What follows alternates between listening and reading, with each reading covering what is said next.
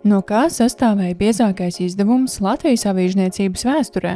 Kā atjaunotās valsts pirmsākumos izskatījās likumi un paziņojumi drukātajā salikumā? Kā laika gaitā mainījies Latvijas vēstnešu formāts un saturs?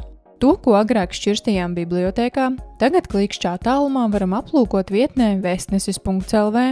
Kopā tās ir teju 4,5 tūkstoši drukātā laikraksta Latvijas vēstnesis laidienu digitālās kopijas, kas aptver 18 gadu periodu.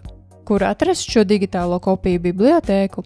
Līdz tā var nokļūt vairākos veidos. Viens no tiem – atverot jebkuru vēsturisko publikāciju, piemēram, 90. gados izsludinātu likumu. Par iespēju signalizēs norāde laidiena augšpusē. Šī pati funkcija atrodama arī pie rīkiem.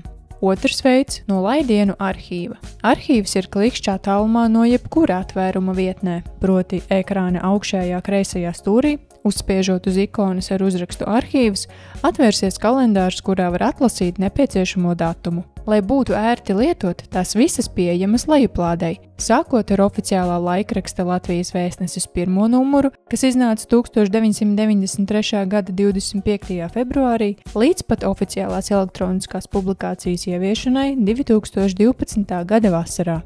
Zini un izmanto!